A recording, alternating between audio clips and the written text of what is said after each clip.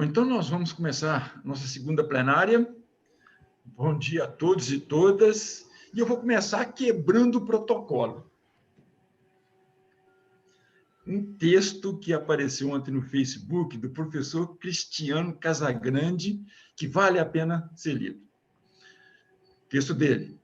Participando do Congresso Brasileiro de Educação e Engenharia, COBENS 2020, pela primeira vez realizado de forma inteiramente virtual.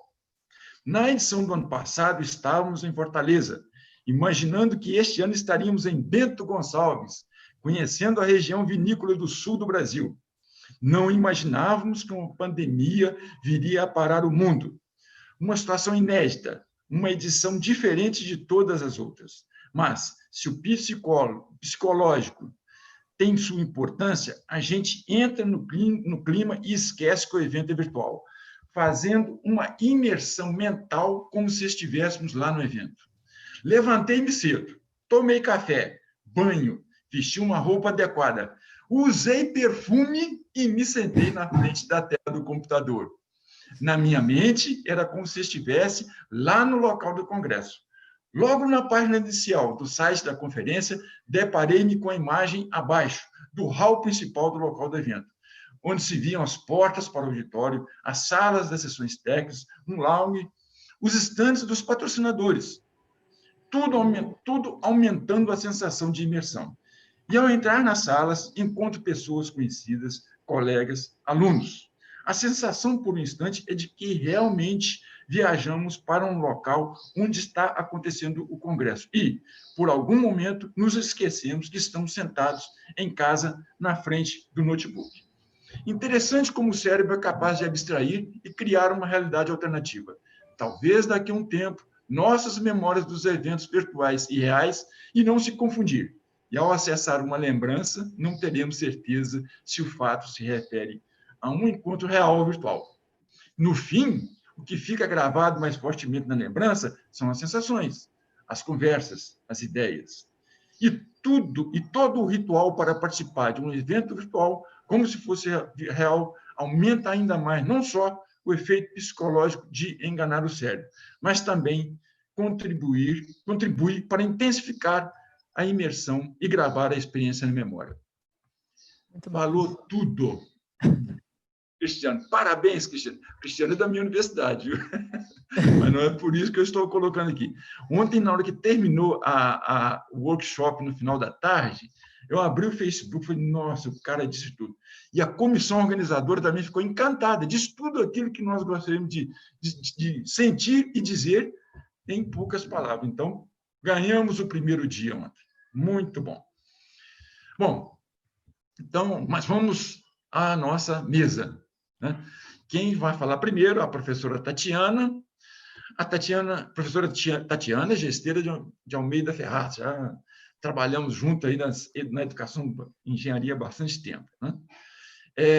Ela é pró-reitora do Senai Cimatec, graduada em Engenharia Civil pela Universidade Federal da Bahia em 98, possui mestrado em Engenharia Civil, Engenharia de Estruturas, pela Universidade de São Paulo, em 2001, e MBA Executivo em Gestão Empresarial da Construção, 2008.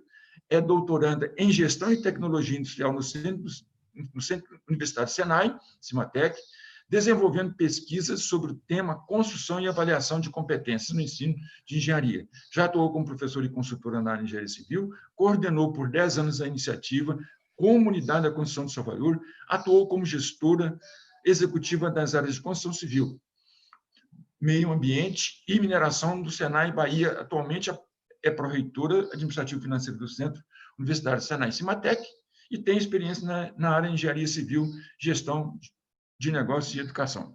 E é uma das autoras do livro que nós escrevemos aí, que está fazendo o maior sucesso aí sobre as novas Perfeitamente. receitas. É Muito uma mesa, bom. então. Olha, tem a Tatiana, que é de uma instituição que não é do mesmo tipo da instituição do professor Cardoso. Então, são duas experiências riquíssimas. Quem está participando dessa plenária vai sair daqui com duas grandes possibilidades de implantação nas suas escolas. Tatiana, a palavra é sua. Muito obrigada, professor Vanderly, obrigada aí à Benji, ao Cobenji pelo convite, a toda a equipe de coordenação. A gente já teve a experiência de passar por essa coordenação do Cobenji, sabe o quanto é um grande desafio, né? Ainda mais num momento como esse, em que toda a história, né? Tudo que vinha sendo feito precisou ser revisto para que a gente pudesse fazer um evento virtual de sucesso, como a gente está vendo aí e ouviu nas palavras do professor Vanderly. Então, dizer para mim e para o Senai Cimatec é uma honra aqui participar dessa mesa.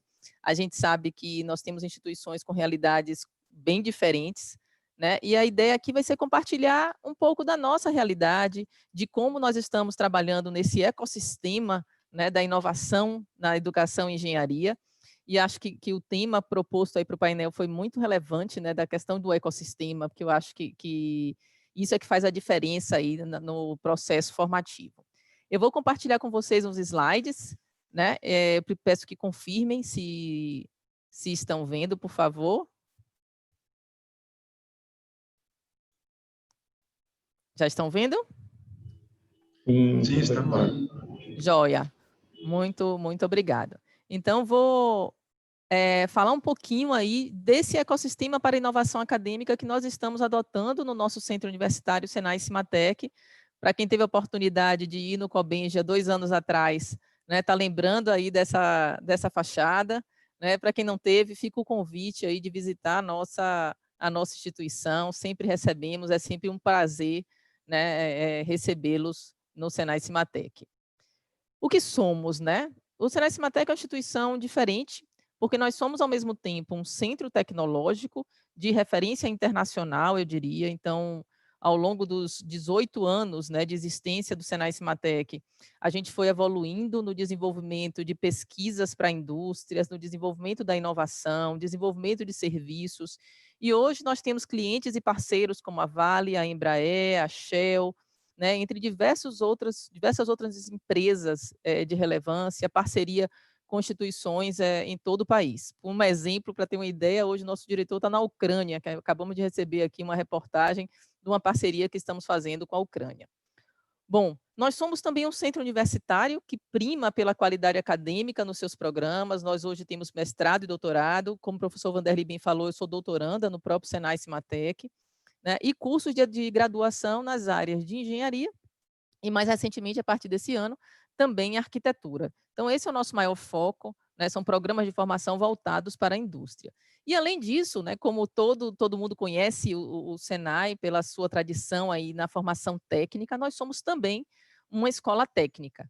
Ou seja, acaba sendo um ecossistema diferenciado, que a gente diz como um ecossistema único no país, né? E a gente está procurando agora, com os processos de inovação acadêmica dos nossos cursos de engenharia, trazer esse ecossistema mais vivo e potencializar esse ecossistema para a formação dos nossos engenheiros, das nossas engenheiras, né? Bom, então, a gente sempre representa o que a gente faz nesses 3 círculos, né, que acabam tendo uma interseção grande. E a nossa graduação em engenharia faz parte dessa interseção. Então, é uma graduação integrada ao ecossistema do Cimatec, que pelo próprio nome aqui já significa, é um acrônimo aqui para Campus Integrado de Manufatura e Tecnologias.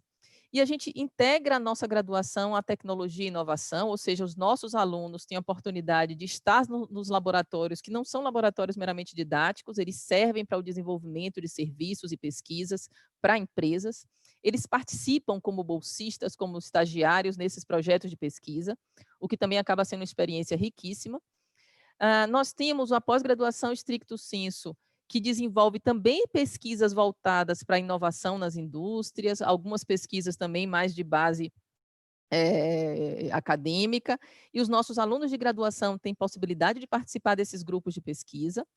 Nós trabalhamos aqui também com a escola técnica, com a educação profissional, e a gente tem os técnicos participando de projetos juntos com os alunos de graduação, o que acontece na nossa vida profissional, né? Então, na atuação no mercado de trabalho, o graduado, né, o egresso de um bacharel, ele vai trabalhar junto com a equipe de técnicos, de operários, então essa integração é feita na nossa própria instituição.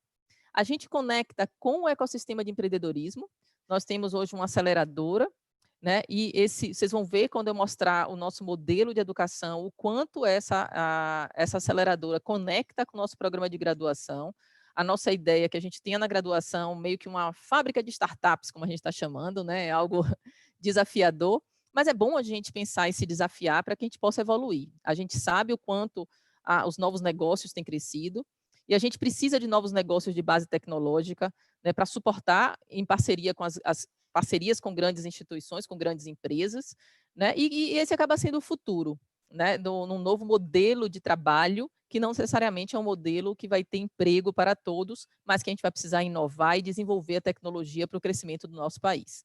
E como eu comentei antes, esses laboratórios compartilhados. Então, é isso que faz esse ecossistema do Cimatec ser um ecossistema diferenciado. E nós nos deparamos no ensino de engenharia, que nasceu desde o começo pensando em ser um ensino de qualidade, num paradoxo que a gente enxergou também no CDIO, né? E aí, para quem não conhece, o CDIO, que significa Conceive, Design, Implement, Operate, uma iniciativa internacional aí que dá uma base para a formação em engenharia, para o ensino, para a educação em engenharia. E, de um lado, nesse paradoxo, a gente viu a necessidade de transmitir um crescente conhecimento tecnológico dos estudantes e que sempre avançando, né, sempre coisas novas sendo descobertas, uma limitação em termos de tempo, você não pode fazer essa educação em engenharia de forma eterna, né, tem um tempo ali para você formar esse aluno, e, por outro lado, uma necessidade de que esses engenheiros possuam uma ampla gama de habilidades pessoais, interpessoais, né, bem como conhecimento e habilidades para o desenvolvimento de produtos, processos e sistemas, para que possam desempenhar bem a sua atividade no campo profissional, para que possam cumprir a função essencial do engenheiro, de praticar essa engenharia. Então, não adianta você ter uma profundidade técnica excelente se você não consegue transmitir aquilo, engajar seu time, trabalhar com pessoas, com equipes multidisciplinares nesse mundo tão complexo que a gente vive hoje. E aí a gente encontrou nessa base do CDIO uma série de respostas para apoiar, né, na construção desse nosso modelo.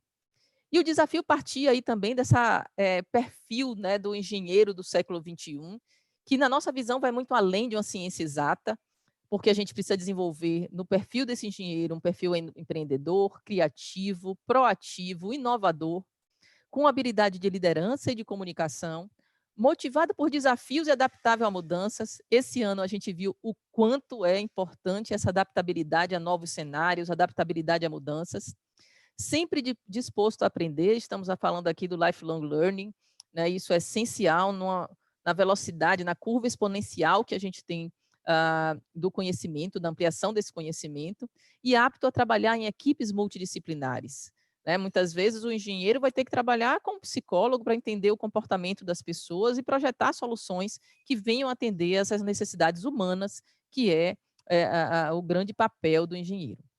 Falar para vocês, então, como é que a gente desenhou esse nosso programa de inovação acadêmica, um programa que hoje envolve mais de 70 pessoas, com uma série de grupos de trabalho, pessoas que não estão dedicadas só a esse programa, então são professores, coordenadores de curso, gestores, que têm uma série de outras atividades e precisam tirar um pouquinho do seu tempo para nos ajudar a construir esse nosso modelo de ensino de engenharia, adequado a esse ecossistema em que a gente vive, buscando potencializar essas conexões.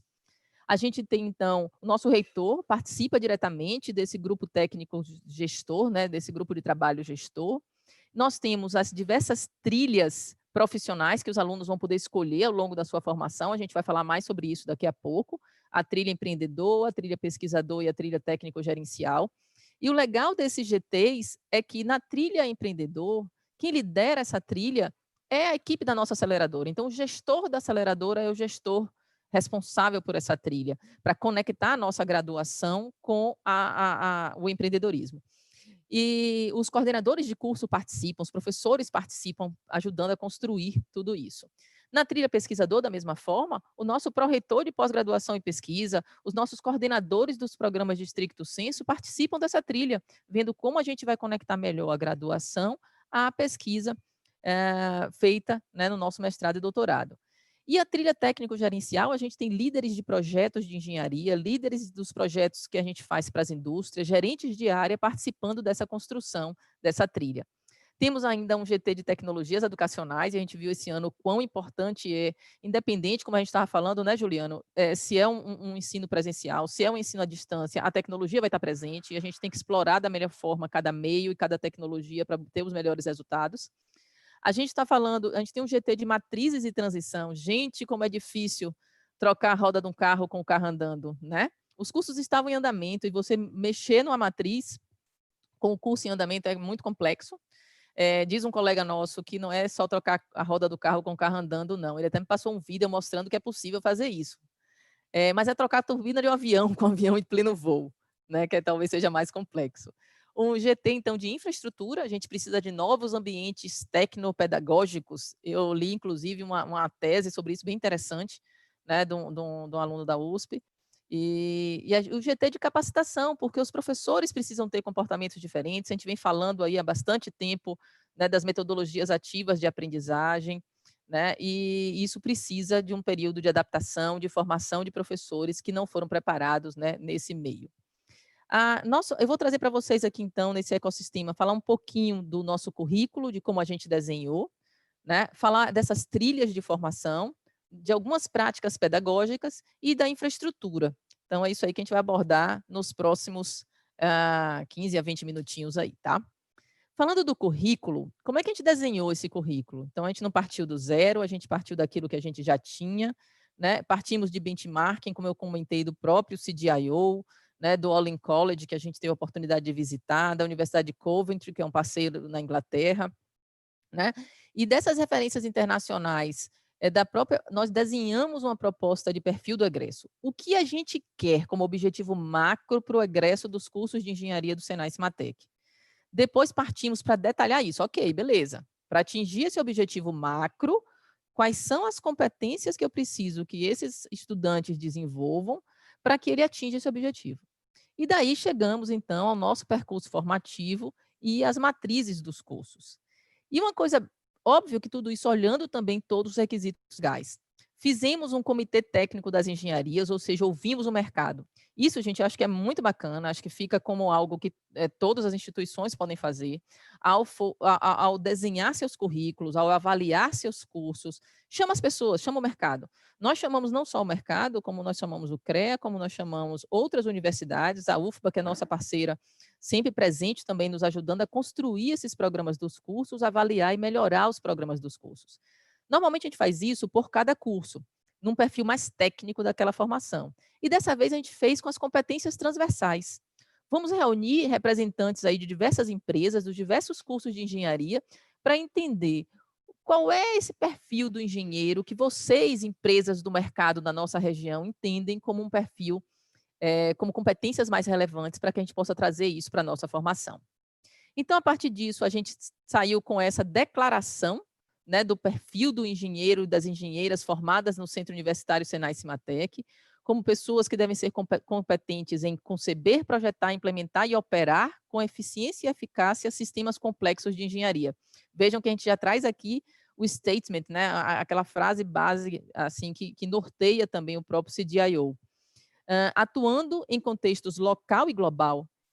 Eles têm que ter essa visão global, do mundo globalizado, mas têm que estar atentos às questões locais, inseridos no contexto de trabalho onde eles atuam, de forma inovadora e sustentável, empreendendo, e aí vem uma série de andos aqui, liderando, gerindo e integrando equipes multidisciplinares com ética, que é uma coisa transversal que a gente tem adotado no curso, trabalhado isso, respeito à diversidade, à criatividade, versatilidade, com rigor técnico-científico e responsabilidade socioambiental. Ufa! Tudo isso, né? Mas faz parte da formação do engenheiro. Então, a gente dividiu as competências em 4 grandes grupos, né? Chegamos a um rol de competências que hoje, inclusive, a gente está reavaliando e aqui já abrindo para vocês também a dificuldade disso. Estabelecemos uma quantidade de competências ampla, né? Que vai no detalhe, mas às vezes se torna difícil de você trabalhar, de comunicar. Então, a gente está reanalisando, acho que é um processo de melhoria contínua também.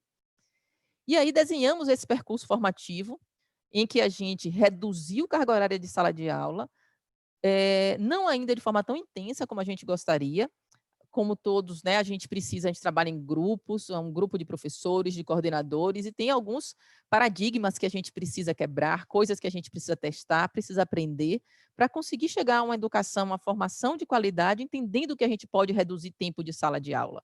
Então, isso é uma defesa que a gente vê, mas que a gente entende que tem que ser feito também de forma gradual, que a gente não consegue virar a chave do dia para a noite. A gente trouxe a prática da engenharia desde o primeiro semestre. Então, desde o primeiro semestre, nossos alunos têm um módulo aqui, né, uma atividade de um desafio das engenharias e da arquitetura, porque, afinal de contas, eles escolheram fazer engenharia para praticar, para criar coisas, para inovar, e não para simplesmente ter aula de matemática e física. Então, a gente traz esse desafio da engenharia para o começo, e aí vou citar um colega, um coordenador de curso, que trabalha conosco, e na primeira vez que a gente trouxe essa proposta de fazer projetos práticos, dar desafios para os alunos que recém-ingressaram na instituição, ele falou assim: "Mas eles não aprenderam nada? Como é que eles vão conseguir desenvolver esses projetos? Como que eles não aprenderam nada?", né? Eles vêm de uma história de formação, de um ensino médio, e a gente quer isso mesmo, que ele não perca essa criatividade, que ele não perca até o olhar que a criança tem sobre a descoberta, né, aquela curiosidade, e a inventividade, a criatividade de propor. E a gente vai, ao longo do tempo, instrumentalizando, né, dando ferramentas, dando mais conhecimentos para que ele possa ir solidificando, né, tendo mais bases técnicas, científicas naquilo que ele está desenvolvendo. Mas que ele não perca essa questão da curiosidade, né, de estar instigado ali para resolver problemas. Depois a gente segue nos 3 semestres seguintes com o que a gente chama de desafios das trilhas. A ideia aqui é que o aluno possa degustar, né, entender um pouquinho como é esse perfil pesquisador, como é o perfil técnico-gestor, como é esse perfil empreendedor, para que ele possa, com mais segurança, optar que trilha ele quer fazer a partir do 3º ano do curso. Então, no 3º ano do curso, a gente diminui mais ainda a carga horária de sala de aula, né? E aí o aluno ele vai poder escolher que trilha ele quer. Olha, eu me identifico mais com esse perfil pesquisador. Eu quero fazer iniciação científica, eu quero acelerar o meu caminho para o mestrado, então é esse caminho que eu quero adotar. Eu quero não quero isso não, eu quero trabalhar numa grande empresa, sempre tive esse perfil, gostaria de ser o líder de uma grande empresa, entendo que o meu caminho aqui é técnico, no desenvolvimento de projetos e inovação, eu tenho mais o perfil técnico-gestor. Foi isso que eu gostei de fazer nesse desafio da trilha. E aí ele escolhe seguir o 3º e 4º ano dele, com todas as disciplinas daquele curso que ele escolheu, mas no desafio técnico-gestor. E, por fim, a trilha empreendedor, que é aquelas pessoas que têm a vontade, aqueles alunos que têm a vontade de empreender, que já têm ideias de novos negócios, né, que querem criar. E aí a ideia é que a gente dê todo o suporte da nossa aceleradora, né, para que eles possam empreender com segurança e, de repente, já sair do seu curso com sua empresa, né, montada, com os primeiros testes feitos no ambiente seguro, com respaldo e orientação, para que aquela empresa venha a ter sucesso aí no mercado de trabalho. O 5º ano, o aluno pode trocar de trilha, né, de um ano para o outro, então a gente está permitindo essa troca de trilha, porque a gente sabe que a gente passa por muitos caminhos, né, teremos várias carreiras ao longo de nossa vida. E o 5º ano, o aluno desenvolve um TCC, que pode ser uma continuidade daquele trabalho que ele fez na trilha, aprofundando ainda mais aquela solução que ele criou, aquele trabalho que ele desenvolveu nesse 5º ano do curso, tá? Bom, seguindo aqui, falando um pouquinho de cada uma dessas trilhas, né, que dá uma certa flexibilidade para o curso, ainda não é a flexibilidade que a gente gostaria de ter em termos de disciplinas optativas, tal, mas já é, né, uma boa flexibilidade de escolha aí para os alunos. Vamos falar só um pouquinho sobre cada um deles. Então, a trilha pesquisador, como a gente comentou, a gente traz disciplinas específicas que vão ajudar a formar esse perfil pesquisador do aluno. Então, disciplinas relacionadas à elaboração de projetos de pesquisa, o planejamento e análise de experimentos. E no 4º ano do curso, o aluno vai poder escolher disciplinas do mestrado. Então, ele vai fazer um fast track, como a gente está chamando para o mestrado, onde ele já vai poder antecipar algumas disciplinas do mestrado na sua própria graduação, né? Aí estão sendo escolhidas que disciplinas, em que formato. E aí ele vai formando essa competência como pesquisador, participando de grupos de pesquisa e de iniciação científica. Na trilha técnico-gestor, a gente está tratando muito do desenvolvimento das competências pessoais aí, né? Das competências comportamentais, das competências de liderança. Então, desafio pessoal e desenvolvimento pessoal e profissional, a questão da concepção Lean, a gente entende que os conceitos Lean, eles são transversais às diversas engenharias e devem ser trabalhados. Uma formação mais humanística, e aí vou logo dizendo, a gente fez um piloto dessas disciplinas com formação mais humanística e foram sucessos, os alunos gostaram muito. E a questão mais de estratégia e finanças também. Então, vamos aprofundar para esses alunos que querem ir para essas grandes instituições a questão da estratégia das finanças. E a trilha empreendedor, em que a gente trabalha o processo de empreendedorismo, né? Então, primeiro momento aí de design de negócios inovadores, depois uma validação desses negócios, estratégias e gestão para o crescimento da empresa e a engenharia de negócios para que ele saia lá na frente com sua empresa montada, né, com prototipação e testes, e aí usando toda a infraestrutura de laboratórios que nós temos para isso, lote pioneiro, primeiras vendas. Então, a ideia é que o aluno, né, já possa aproveitar tudo isso ainda no ambiente seguro da universidade. Bom, precisamos formar, né, por competências, e é um grande desafio, né, pegar todas as competências que a gente precisa formar, as competências transversais, as competências lá trazidas nas novas diretrizes curriculares nacionais, resoluções de CONFEA, e no caso da arquitetura e do CAL, e trazer tudo isso para as nossas unidades curriculares que trabalham essas competências de forma integrada. Então, a gente saiu desdobrando as competências em cada descritivo de componente curricular, deixando claro ali o que é que aquele componente curricular precisa trabalhar, né? E quando a gente fala componente curricular, estou falando não só das disciplinas, como de todos os projetos, das trilhas, de cada uma dessas atividades que acontecem ao longo do curso.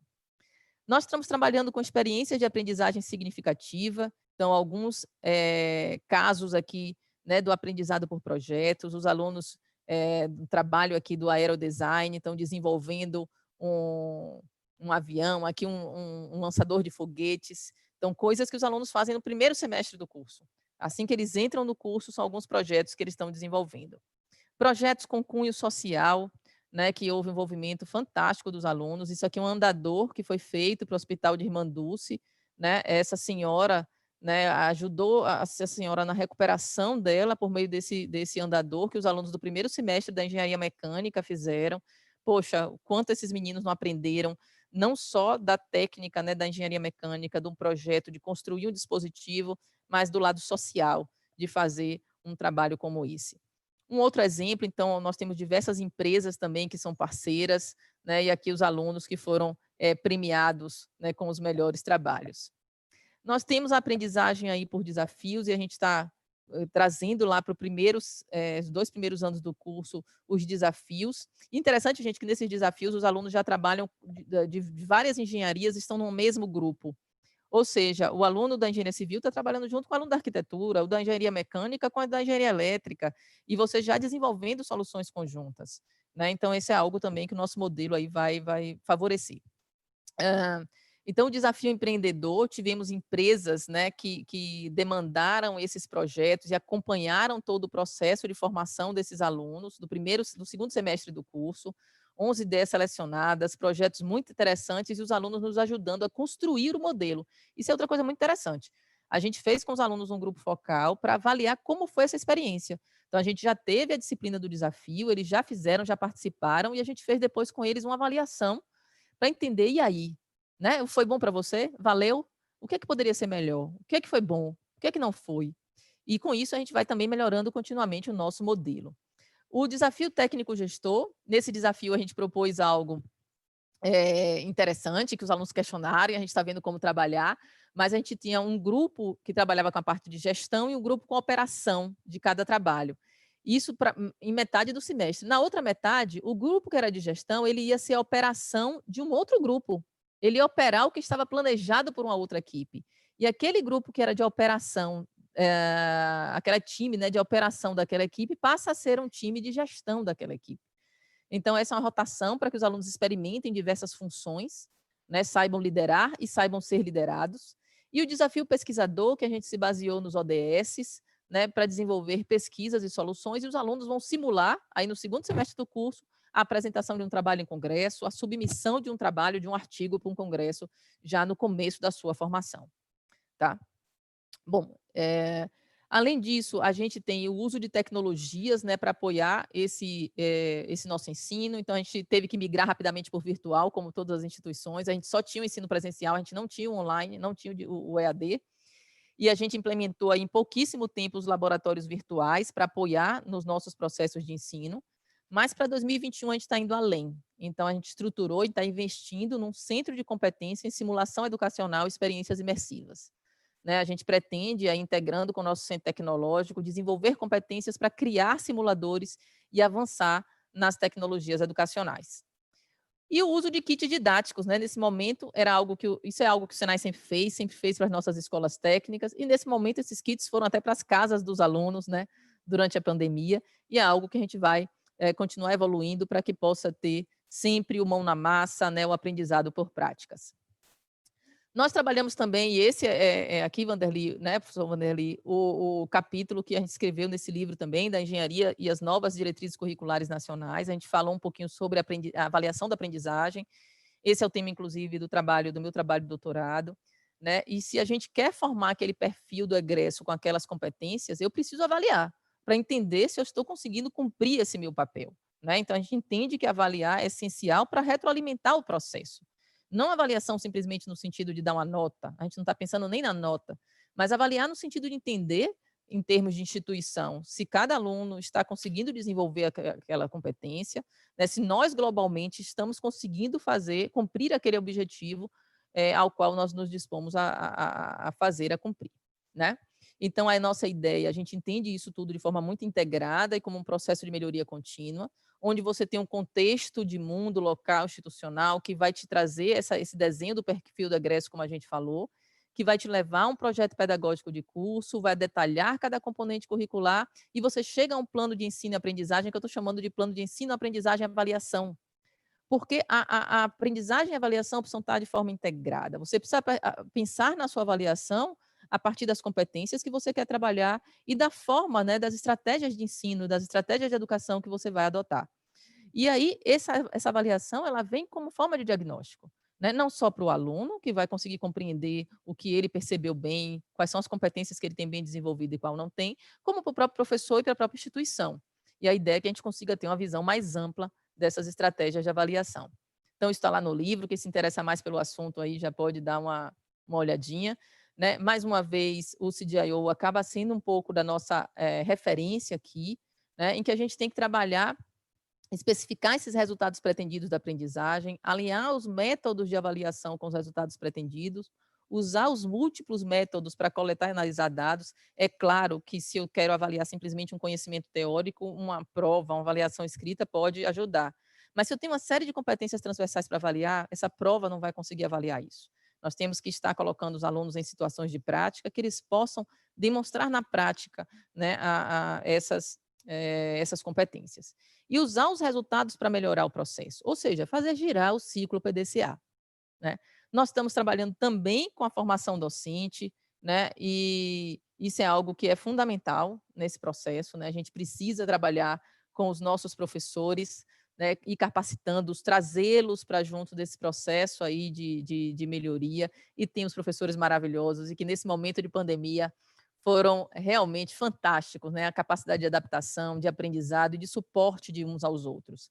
A ideia é que nosso programa de formação docente tem um pilar de autoria, né? Em que o professor seja o grande autor, mas que ele vai ter todo um suporte pedagógico, de ferramentas para isso.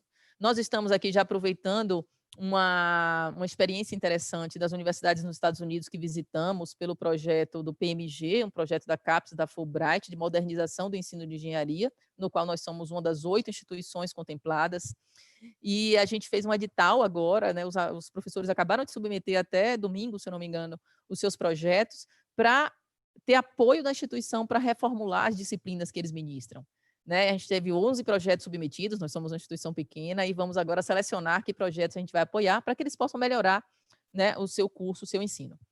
E é uma capacitação continuada, então a gente tem encontros pedagógicos, a gente tem cursos, treinamentos, para trazer novas ferramentas, conhecimentos para os nossos professores. Estamos trabalhando com a colaboração entre eles, que foi fantástico nesse momento de pandemia, com a árvore de talentos.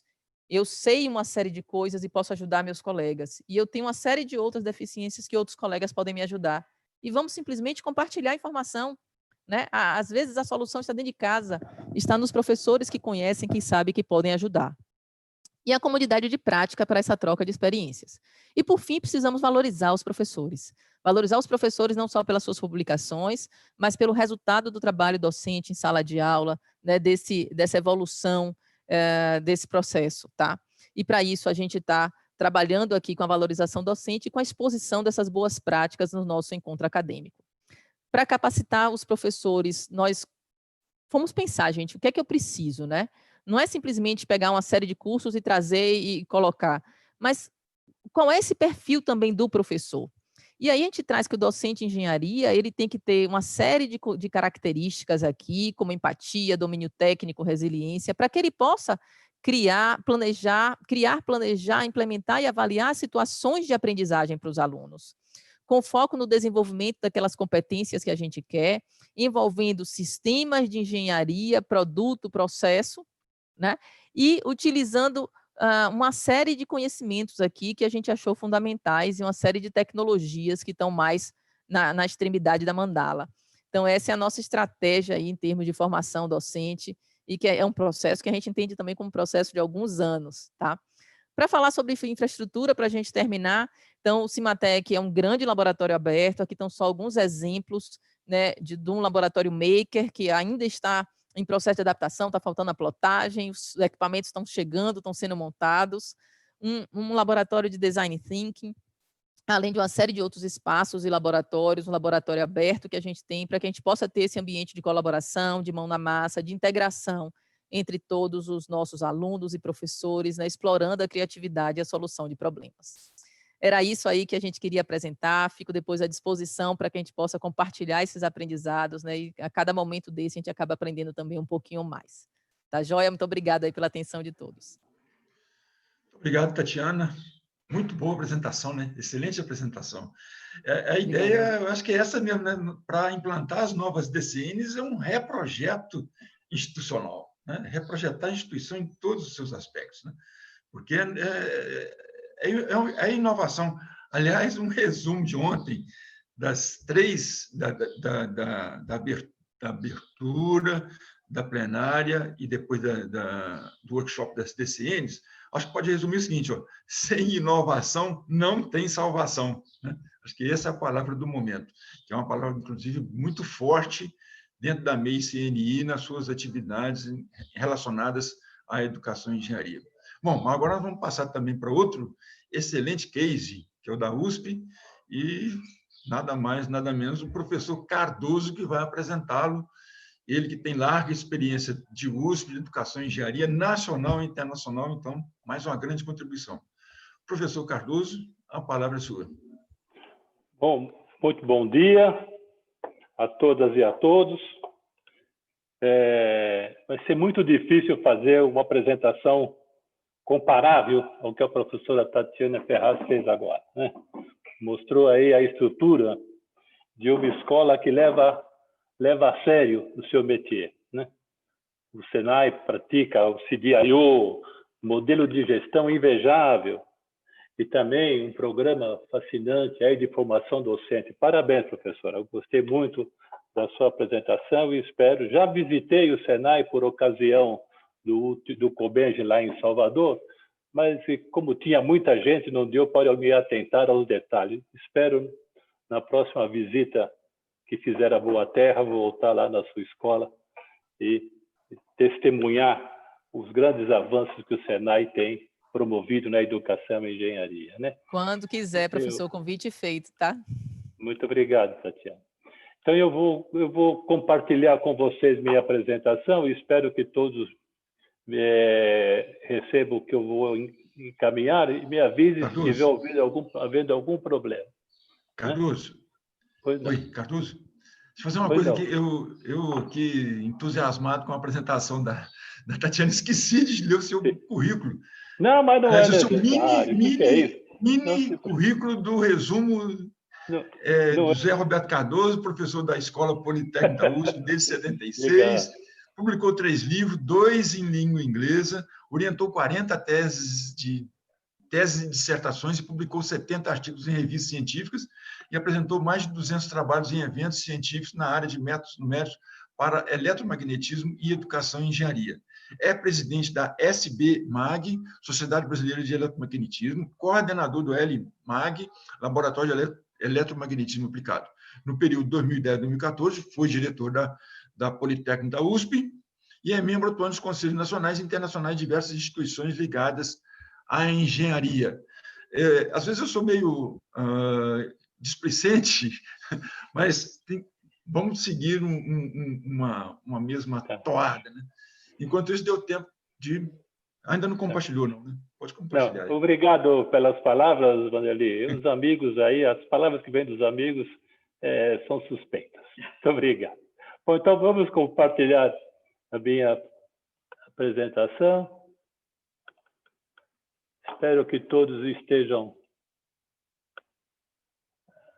aí vendo. Ok? Vamos lá. Bom, muito bem. O título aí é Inovar na Educação e Engenharia, a Engenharia para a Paz. A engenharia é a profissão que causa maiores transformações no nosso planeta. Moldamos o mundo todo dia e para nós essa tarefa nunca se encerra. Será que estamos cientes da real dimensão do impacto que causamos na humanidade? Os engenheiros concebem, projetam e, enquanto projetam, inovam, implementam e, finalmente, operam infinidade de empreendimentos. Criamos dispositivos que agregam imensa qualidade de vida ao ser humano e estenderam a expectativa de vida como nenhuma outra profissão. Mas, ao fazer isso, tínhamos a real consciência do prejuízo imposto ao planeta? Nossas usinas hidrelétricas foram responsáveis pela extinção de boa parte da fauna e da flora. Nossos veículos, que era a solução dos problemas de transportes, tornaram-se um problema a ser resolvido. Estamos agora evoluindo na mobilidade elétrica e, outra vez, estamos cegos sob o impacto dessa inovação. O lítio é a nossa salvação para as baterias. No entanto, as maiores reservas estão na Bolívia e são extraídas em condições subhumanas. Operários, se pudermos assim chamá-los, extraem este minério em minas a céu aberto sem os devidos equipamentos de proteção individual. O mesmo ocorre com as commodities ligadas à produção de componentes eletrônicos. Veja o tântalo, componente fundamental na produção de capacitores especiais. As grandes reservas de tântalo estão na África, mais precisamente no Congo, cujas mineradoras praticam condições escravagistas aos seus operários. O celular que aparece na imagem é o dispositivo mais emblemático da nossa era e utiliza esses dois minérios na sua confecção. Em alguns casos é símbolo de status, que nos leva a refletir. De posse da informação que acabamos de discutir, eu pergunto, se existisse uma métrica de ética e humanidade aplicada a produções de celulares, que nota daríamos? Por isso, somos obrigados a perguntar se nós, engenheiros, somos agentes da felicidade ou um instrumento da escravidão. O cenário que se apresenta nesse início de década não vislumbra a evolução sensível do ser humano na solução dos problemas apresentados. Se não vejamos, vamos analisar como exemplo o Estado americano, ou seja, a maior economia do planeta. A presença de um ser humano na sua condução, de nome Donald Trump, na presidência daquele país, que não crê na ciência, que é imoral, sem valores, que favorece o racismo, levou a Scientific American a se envolver pela primeira vez em sua existência de 175 anos com a política ao apresentar o editorial se posicionando a favor do candidato de oposição Joe Biden. Uma revista científica. Uma outra. O mesmo ocorreu com a mais respeitada revista científica de medicina, a New English Journal of Medicine, New England, que pela primeira vez em seus 208 anos, fez também um editorial se posicionando em relação à candidatura à presidência de um país, ao apoiar também Joe Biden na corrida presidencial.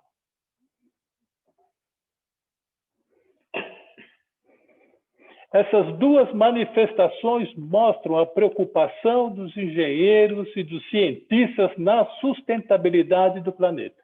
Essas duas revistas retratam isso. Os cientistas mais famosos, mais produtivos, os engenheiros publicam nessas duas revistas.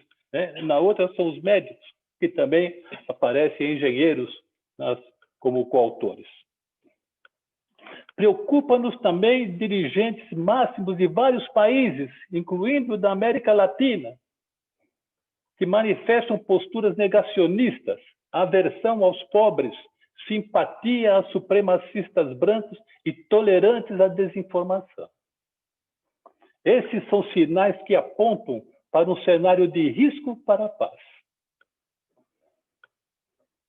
Essa figura não tem quem não viu, mas é o caso de que em 2015 as Nações Unidas adotaram na Agenda 2030 com 17 Objetivos do Desenvolvimento Sustentável.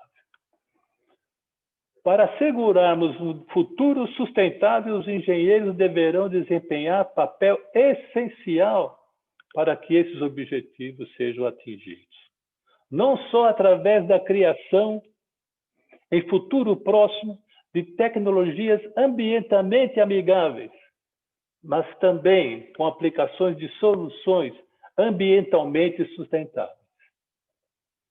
A Agenda 2030 está diretamente relacionada à redução da pobreza, ao desenvolvimento da infraestrutura, da educação, desejando atingir a igualdade de gênero e empoderamento das mulheres, assegurar gestão sustentável e disponibilidade da água e saneamento para todos, assegurar acesso a produtos a preços justos, que sejam confiáveis, sustentáveis e disponibilidade de energia limpa e conservar e utilizar de forma segura os mares, os oceanos e os recursos marinhos.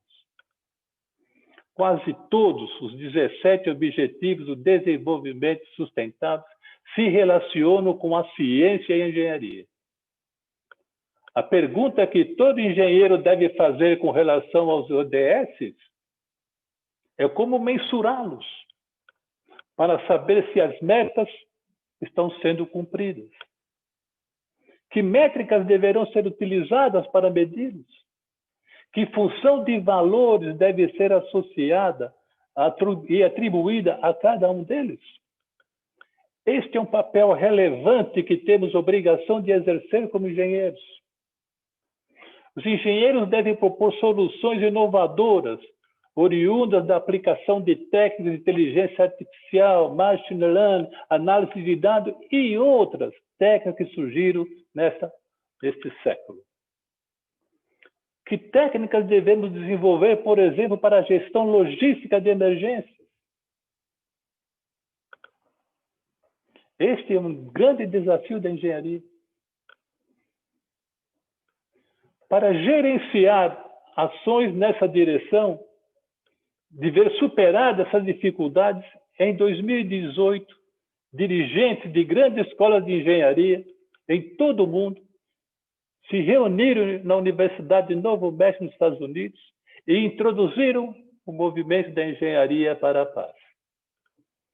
encabeçada pelo professor Ramiro Jordan, da Universidade do Novo México, nos Estados Unidos, e também presidente da International Federation of Engineering Education Society, definiu-se Engenharia para a Paz como a aplicação da ciência e dos princípios da engenharia para promover e patrocinar a paz. Essa imagem que aparece aí é o registro de quando o professor Ramiro apresentou este movimento da Engenharia para a Paz à comunidade da Universidade de São Paulo, recentemente. A Engenharia para a Paz vislumbra e trabalha para um mundo em que floresçam a prosperidade, a sustentabilidade, a igualdade social, o empreendedorismo, a transparência, a voz da comunidade e o engajamento, e também a cultura. Os engenheiros têm o poder para serem protagonistas no papel vital de fornecer soluções criativas que podem transformar e melhorar radicalmente o bem-estar natural. O núcleo duro da Engenharia para a Paz é o futuro sustentável do nosso planeta, o qual está apelando aos seus líderes para atuarem em sincronia nessa direção. As novas diretrizes apontam exatamente essa direção.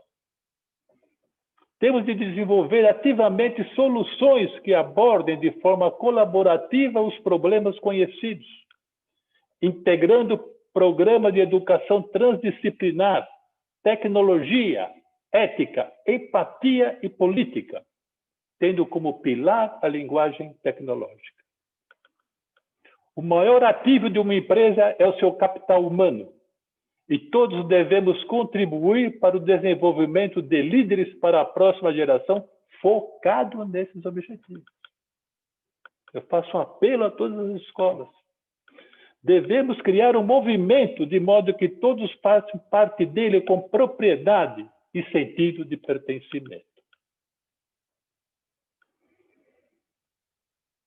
O Brasil tem condições de ocupar posição privilegiada no cenário da engenharia para a paz. Ouso dizer, inclusive, na erradicação da fome e da pobreza. Lembrando de números de passado recente, no período de 2006 a 2010, a eficiência da agropecuária brasileira cresceu 4,28% ao ano. Comparando com outros países do mesmo período, dá para perceber o poder dessa indústria. A China, segunda colocada, no mesmo período cresceu a taxa de 3,25%. O Chile, 3,08%. E os Estados Unidos a 1,93%. Nosso país é o maior exportador de carne e frango do planeta e aquele que apresenta a maior produtividade no cultivo da soja.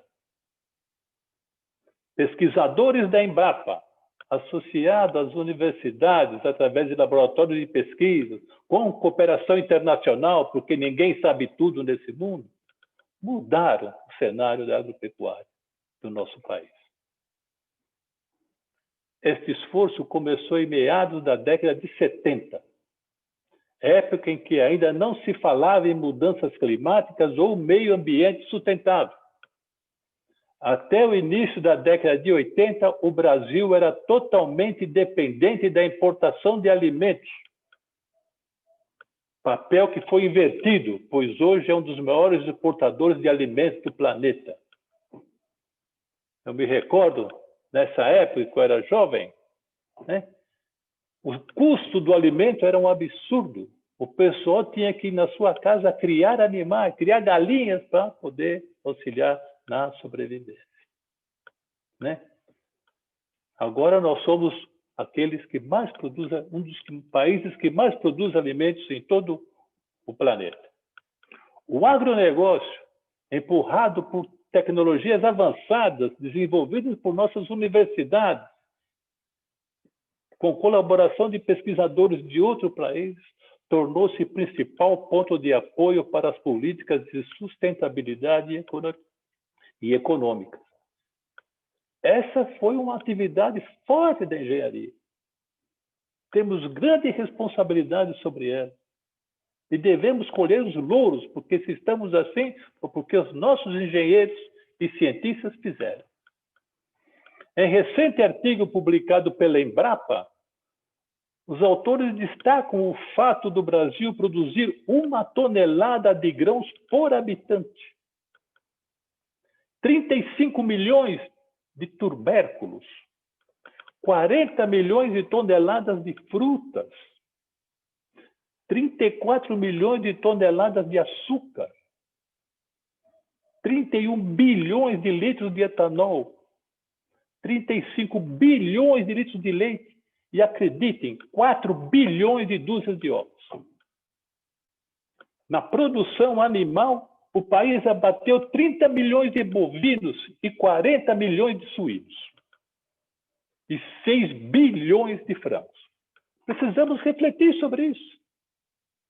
Note que são números fantásticos, com uma contribuição significativa para a balança comercial brasileira e demonstração evidente da eficiência e evolução das atividades agronômicas. No entanto, a fome ainda persiste em nosso país. Somos um dos maiores produtores de alimento do mundo. No entanto, a fome nos ronda todos os dias. Um prêmio Nobel da Paz de nome Norman Borlaug, em 1970, destaca a importância da extinção da fome para o planeta. Disse ele, abre aspas, não se constrói a paz com estômagos vazios. Tem razão. A nossa querida Cora Coralina, homenageando aqueles que se dedicam à agropecuária,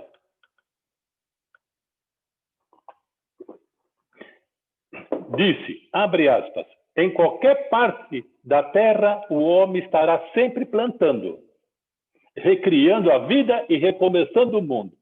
E nos cita, parabéns engenheiros da paz, profissionais da agronomia e produtores rurais por garantir o pão nosso de cada dia e nossa sempre tão almejada paz. A ciência e a engenharia brasileira têm grandes contribuições a dar neste movimento da engenharia para a paz. Desde 1975, pesquisadores brasileiros estudam a aplicação do etanol como alternativa ao combustível fóssil. Tudo começou com um artigo seminal do professor José Goldenberg e colaboradores de 1974, no qual os autores demonstram o balanço energético vantajoso do etanol.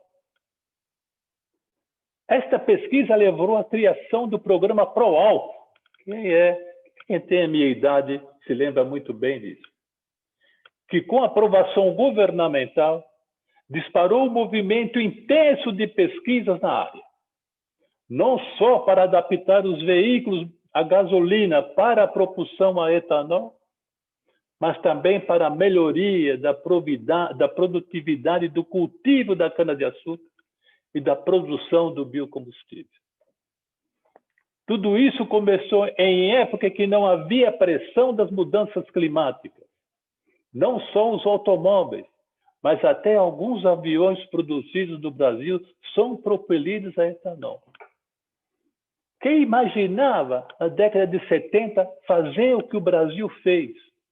Não teve povo algum no mundo que imaginava que essa experiência ia dar certo. Veja agora a situação que nós estamos. O Brasil é rico de profissionais inovadores que sabem, de fato, entenderem o que produzir para melhorar as condições de vida do povo e, consequentemente, melhorar a paz.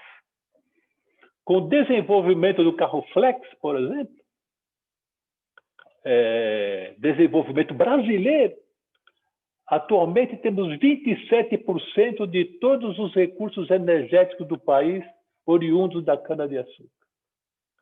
O crescimento do consumo deste insumo energético tem crescido, acredite se quiser, a taxa de 5,6% ao ano desde 1980.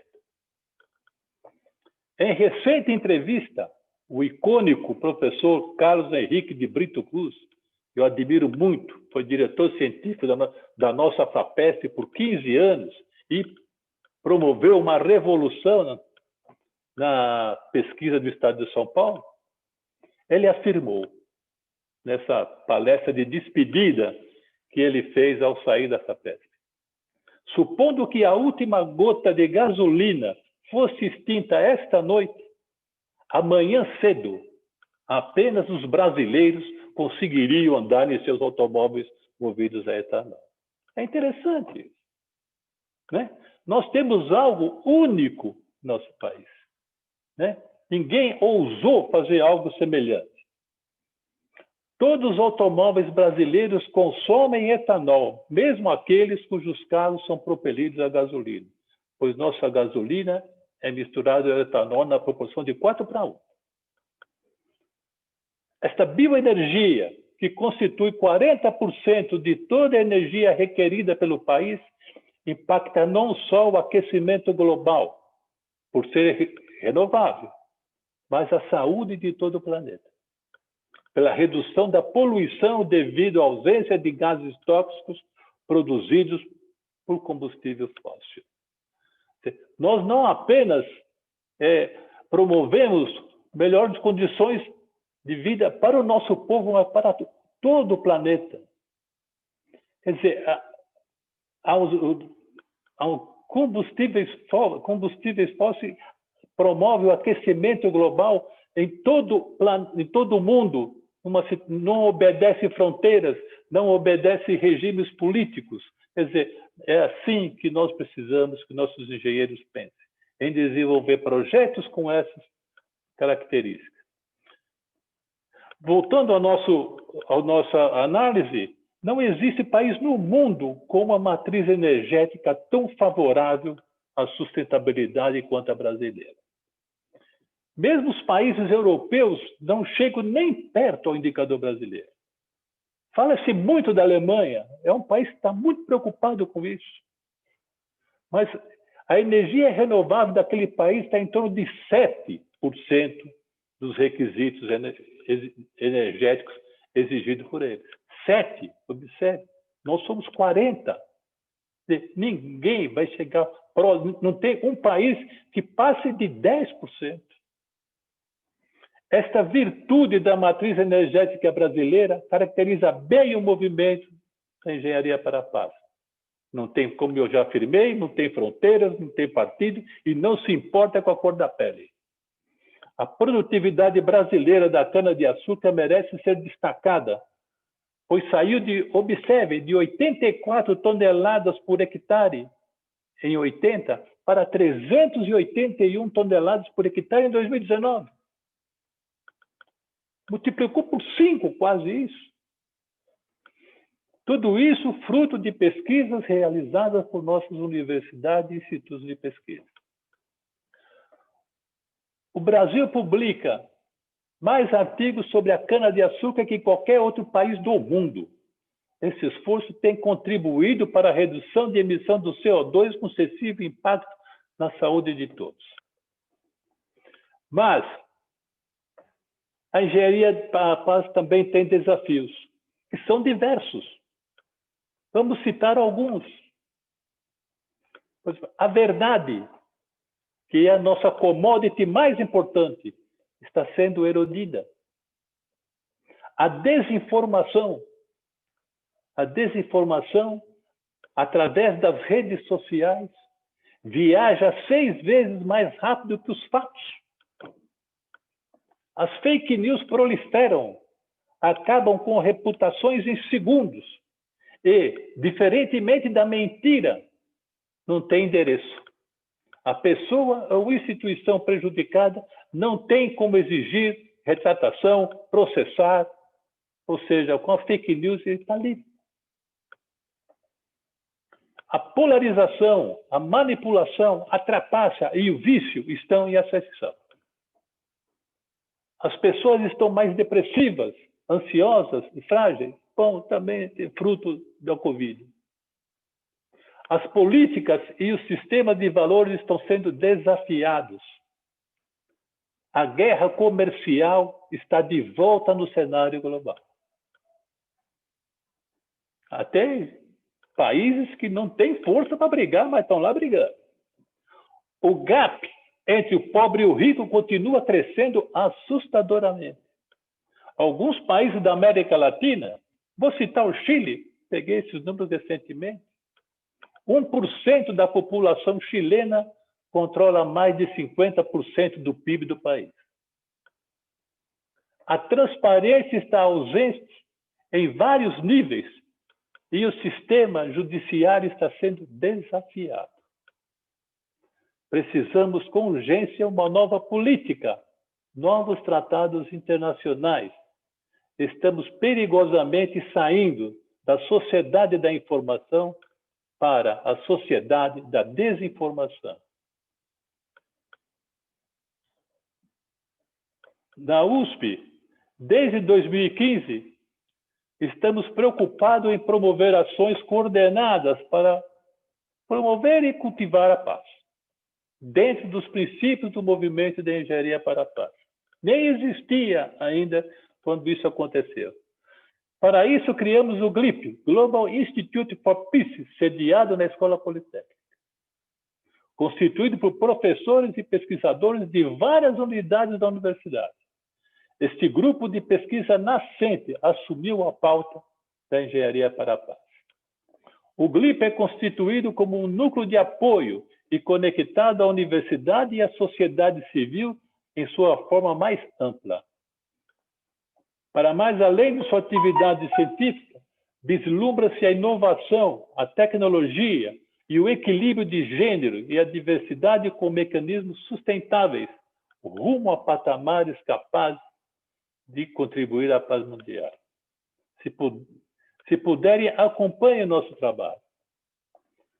Para finalizar, gostaria de destacar citações que cabem muito bem nesse ambiente de educadores, de duas pessoas que, de fato, eu tenho um respeito muito grande. A primeira é do filósofo Mangabeira Unger, professor da Universidade de Harvard. Diz ele, esse eu vou ler, não gosto de ler transparência, slides, mas esse eu faço questão. No paradigma produtivo anterior, o da industrialização, a educação necessária era mínima. Bastava o trabalhador ter disposição para obedecer, destreza manual, capacidade de entender instruções. Estava resolvido. Não interessava para ele o que ia acontecer no mundo. Bastava obedecer. Ele tinha seu emprego garantido. Para a economia do conhecimento, é preciso outro tipo de qualificação. Tem que ser uma educação analítica, oposta à que temos no Brasil, baseada no enciclopedismo raso e dogmático. Bom, frase do Mangabeira Unger, que adora essas palavras bonitas. Continuamos a tentar transformar o jovem brasileiro numa criança francesa do século XIX. Quer dizer, esse é um desafio, a meu ver, que ele lança para nós que somos, né, formadores de engenheiros, né, que precisam ser formados com uma outra mentalidade para que o mundo seja de fato melhor. Não basta simplesmente obedecer ordens. Isso já é passado, né? A outra citação é do Silvio Meira, professor lá de Pernambuco, que cita a pós-graduação. Ele diz, no Brasil, os cursos de pós-graduação, em geral, replicam pesquisas estrangeiras e vivem em looping, formando doutores para formar doutores que formam doutores. Enquanto isso, os problemas estruturais do país continuam sem solução. Né? Eu acho que eu comentei muita coisa dos grandes problemas que nós temos que enfrentar. Eu acho que está na hora da engenharia se posicionar. Bom, eu agradeço a atenção. Muito obrigado.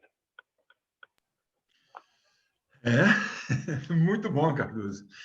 Vamos uma reflexão necessária nesse momento. E estamos num momento ímpar, que é o de mudanças nos cursos de engenharia.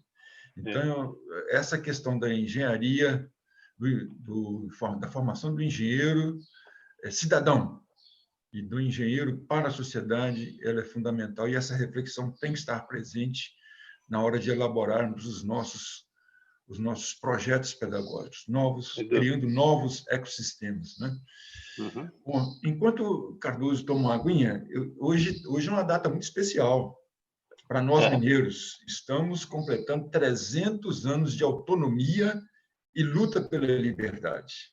Isso, para nós, é muito caro aqui em Minas Gerais. Então, parabéns para nós mineiros pelos 300 anos de Minas Gerais. Ó, Minas Gerais! Então, e feito mais esse interregno, passa para quem vai fazer as perguntas. Quem vai começar a fazer perguntas? O Juliano ou o Marcos? Bom dia a todos e a todas. Mais uma vez, oficialmente, estou eu aqui, Juliano Gimenez, professor da Universidade de Caxias do Sul, e o Marcos também, da nossa Bend estudantil aqui. Vamos ajudar a organizar a plenária ali com relação às perguntas, já parabenizando, né, Marcos? Parabenizando tanto a Tatiana quanto o professor José Roberto aí pelas excelentes colocações e que já geraram ali algumas questões e colocações bem importantes e bem pertinentes, né? E eu colocaria como uma das primeiras questões aqui, uma que faz essa vinculação, e daí já passaria para os dois, tanto para a Tatiana quanto para o José Roberto se manifestarem, né, com relação a esse aspecto, que é o que trata das questões das ODS, né? Quais são as visões de vocês e como vocês entendem que as ODS estão, poderiam ou até deveriam estar inseridas de forma mais direta, né, nos currículos, né, nos perfis e competências previstos na formação do engenheiro e das engenheiras, é claro. Né, Tatiana? Pronto. Posso começar aqui. Muito obrigado aí pela questão. Parabenizar também o professor José Roberto por trazer questões tão relevantes, né, de forma mais reflexiva e para a gente nesse momento dessa engenharia da paz. Realmente, aquilo que nós fazemos é essencial, né, e trazer a ética para essa discussão, trazer essa grande missão que a gente tem de transformar o mundo, mas que seja um transformar para melhor, né? Então, isso é fundamental. Mas, falando aí sobre os ODS, veja, no meu entender, eu acho que tem diversas formas, óbvio, de incorporar isso no currículo da formação em engenharia, mas vou fazer uma reflexão com base naquilo que a gente entende e está fazendo lá no Senai Cimatec. A gente tinha no currículo anterior os projetos integradores, e que a gente buscava unir algumas disciplinas para desenvolver aqueles projetos. E a gente percebia que muitas vezes aquilo ficava dentro da própria disciplina, sabe? Os projetos não olhavam para fora, não olhavam para o mundo, não olhavam para que problema do mundo eles iriam resolver. Então, uma das coisas que a gente queria nessa inovação acadêmica era trazer esse contexto de mundo para dentro do curso, trazer problemas reais para dentro da formação do engenheiro. E aí que a gente traz isso nos projetos. Eu acho que não cabe a gente ficar pensando que tudo é uma disciplina a mais que a gente vai incluir, né? Óbvio que pode estar como conteúdo numa disciplina ou em outra, você tem a questão ambiental que precisa ser trabalhada e isso pode estar sendo abordado lá, mas eu acho que principalmente é trazer isso como desafio de projeto. Como a gente fez, por exemplo, no desafio das engenharias que eu apresentei para alunos do segundo semestre agora, dos nossos cursos, e que eles tiveram que desenvolver pesquisas e soluções focadas em alguns dos ODS que foram selecionados.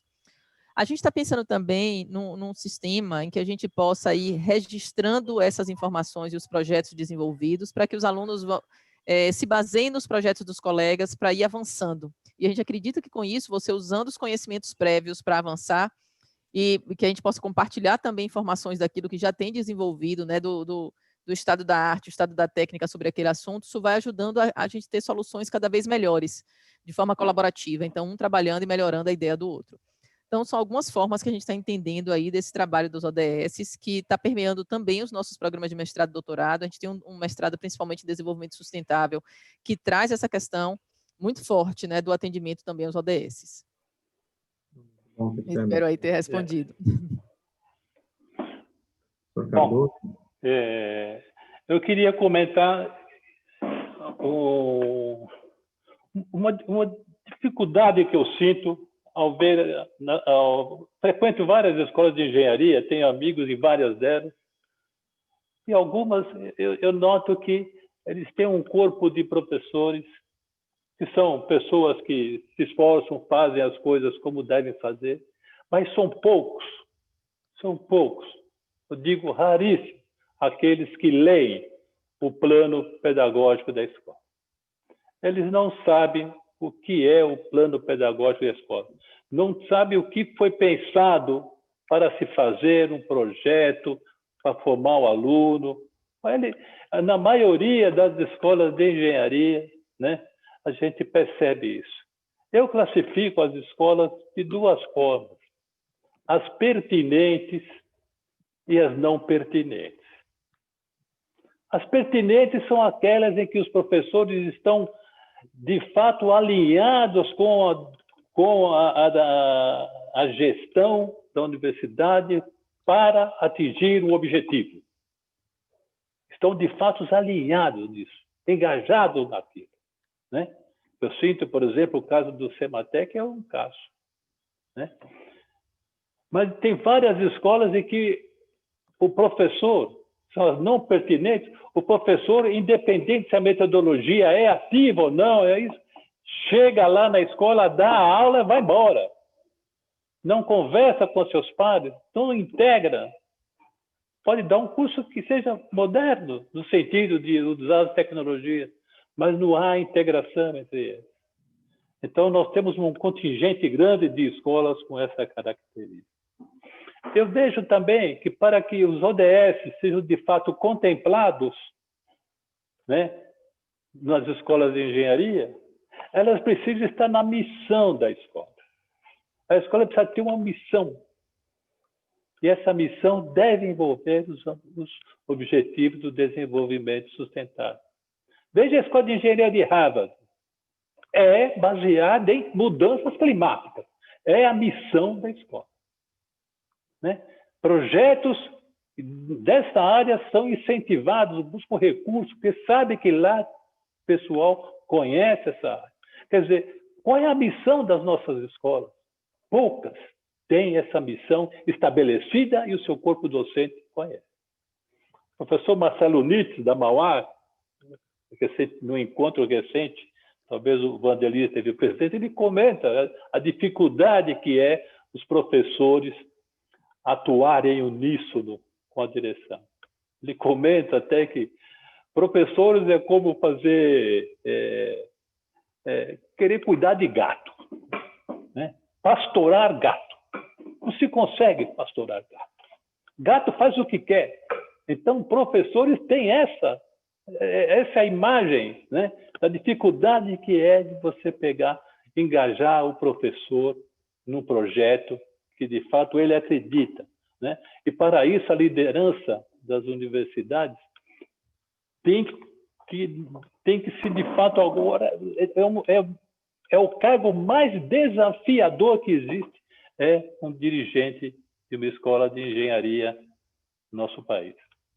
Os nossos estudantes pensam em projetos, o pessoal faz projetos, segue o CDIO direitinho, mas fala o projeto para ele tem a duração daquele tempo em que ele está com ele. Ele esquece de imaginar que aquele projeto que ele está fazendo, que supostamente alguém um dia vai implementar, tem uma história de vida, tem um ciclo de vida. Ele vai começar de alguma coisa.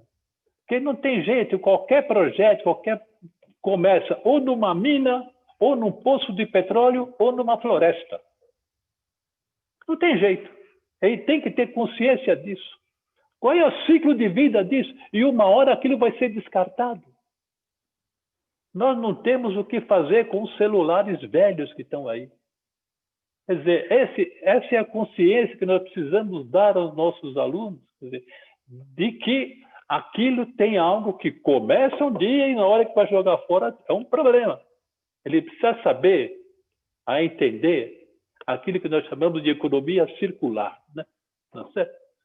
Quer dizer, concebe, faz, inova, chega uma hora que aquilo vai ser descartado, nós temos que estudar O que fazer para que no próximo passo esse prejuízo seja minimizado, né? Enfim, eu acho que essa questão dos objetivos do desenvolvimento sustentáveis não é pegada a um curso de objetivos de desenvolvimento sustentável. É uma missão da escola. É ela pegar e se mostrar que, de fato, ela está aderente a isso. Tá certo? Tratar bem seus funcionários, ter uma escola bem higiênica, limpa, com todos os requisitos que se exige de conforto para o ser humano, né? Eu acho que seria isso que eu gostaria de comentar um pouco sobre essa questão. Podemos? Não, super grato, professor Cardoso e Tatiana. Acho que se alinharam bem as respostas, né? Eu, particularmente, também sou um atuante, né? Sou engenheiro civil de formação, mas atuante de forma bastante intensa na engenharia ambiental, aqui na Universidade de Caxias do Sul. E realmente entendo isso, professor Cardoso, né? Sustentabilidade em todas as suas dimensões, ela está muito mais para uma missão institucional e que depois se desdobra nas missões das escolas ou dos cursos, né? Do que exatamente como um componente curricular a ser, diríamos, forçado, integrado, ou seja lá qual a forma com que isso venha a ocorrer nos currículos. E como a professora Tatiana muito bem disse, muito bem colocou, né, em alguns momentos, em alguns elementos, em alguns trabalhos, de forma transversal, enfim, inter, multi, transdisciplinar, isso pode, deve estar constando, sim, nas disciplinas do dia a dia, nas operações diárias lá de um curso, se pensarmos isso sob uma forma bem gerencial. Eu acho que está muito bem alinhado. E isso termina coadunando com tudo que você falou sobre a questão da engenharia da face e com relação a esse processo fantástico que a professora Tatiana trouxe de como o Cimatec está vendo ali os cursos de engenharia. Eu acho que vamos, Marcos, para as perguntas bem direcionadas que estão postas ali no chat. Então, bom Marcos, dia a todos mais uma vez. Marcos, antes de você, só um aviso, quando vai fechar, a plenária fecha meio-dia, parece que é sistema automático. Mas antes disso, vai ser passado uma atividade cultural, porque se nós não fomos a Caxias, o pessoal de Caxias teve todo o cuidado de nos trazer alguma coisa da região. Então, no final, não sai. Nós já avisamos lá ao RVC, que atrás lá, RVC, Restaurante Virtual do Cobenche. Desculpa, até antes do Marcos, só para entender, esse vídeo é ao meio-dia ou a gente tem que reservar alguns minutos antes do meio-dia para ele, para nós nos organizarmos aqui? Ana, a Ana, nosso anjo da guarda que está aí pela Softaliza. Tem que ser antes do meio-dia? Hein? Como vocês preferirem. Ok. Então tá, então nós vamos até meio-dia e aí a Ana passa... Quer dizer, tentamos terminar um pouco antes, né? Aí a Ana coloca no ar, nos trazendo Caxias. Aí... Então, obrigado, professor Vanderlei. Mais uma vez, bom dia. Meu nome é Marcos, estou como vice-presidente da BEM Estudantil e parabéns às apresentações. Temos várias perguntas, vou compilar duas perguntas aqui. Uma é do José Aquiles e a outra do Luan Matheus, para a professora Tatiana, que trata das ferramentas de avaliação e desenvolvimento de competências mais comportamentais e atitudinais dos alunos que estão sendo propostas e utilizadas no Senai Cimatec para atender as novas DCNs. Ele pergunta quais são essas ferramentas e o Luan pergunta se isso já está pré-definido no currículo ou se o docente tem liberdade de escolhê-las. Ótimo aí, Luan e Aquiles. Vamos lá, vou começar respondendo a pergunta do Luan. Veja só, as ferramentas de avaliação elas são escolhidas pelos professores, né, nos seus planos de ensino, aprendizagem e avaliação, como a gente comentou. Então, cada professor vai escolher suas ferramentas de avaliação de acordo com a metodologia de ensino que ele vai desenvolver e com as competências que precisam ser desenvolvidas naquela unidade curricular. Nós estamos agora num processo de reformulação desses descritivos de cada componente curricular, então um trocar a roda do carro com o carro andando, como a gente comentou, né? E a gente está procurando ir mais a fundo com cada professor e deixando isso mais como um padrão da disciplina, um grupo de professores e não como uma decisão de cada professor em si, né, para que a gente tenha um padrão de ensino mais uniforme aí e menos variável entre os professores. É óbvio que quem vai criar isso são os professores das disciplinas, mas a ideia é que isso não fique a cargo do professor A ou B, mas num conjunto de professores que ministram aquela disciplina, tá? Aí, respondendo agora ao Aquiles, vou falar um pouquinho sobre a minha pesquisa de doutorado, que ainda está numa fase de pesquisa. A ideia, Aquiles, é que a gente possa desenvolver um sistema de avaliação de competências transversais que não vale a nota nesse momento, né, que ele envolva um sistema aí de autoavaliação do estudante, de avaliação dos pares, ou seja, os colegas de equipe avaliem também os estudantes, e de avaliação pelo professor, de uma série de competências transversais desenvolvidas que possam ser observadas em trabalhos em equipes.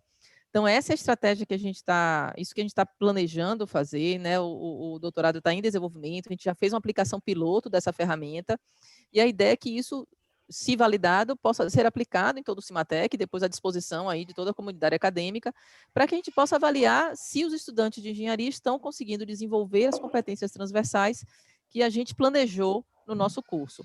Muito mais importante isso como um feedback pessoal para o autodesenvolvimento dos alunos, e para a instituição, para ter uma visão do todo, se ela está conseguindo cumprir esse objetivo, e menos importante nesse momento, enquanto atribuição de nota, não é isso que a gente quer, não é atribuir nota, a gente quer uma avaliação mais sincera e honesta possível, para que sirva para retroalimentar o autoconhecimento dos nossos estudantes e a avaliação global da instituição.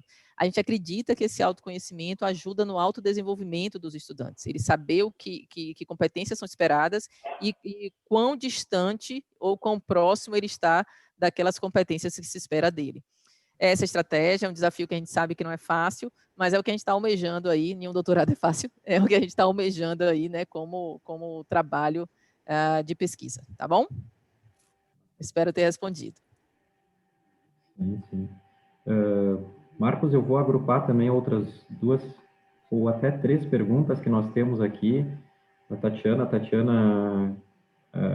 professor Cardoso, né, ela provocou vários questionamentos, né, sobre o contexto de entendermos como é que está sendo essa operação, né, porque realmente a proposta é fantástica, realmente fantástica, inovadora e bastante alinhada aí com as novas DCs. Então, 2 perguntas bem diretas aqui da Fernanda Garbim, que nos pede para a Tatiana com relação a como são abordados os conteúdos de matemática, física e química em componentes específicos ou quando são necessários, como eles são abordados. A Fernanda também pergunta, Tatiana, além disso, de como é que é contemplado a carga horária de extensão nos cursos.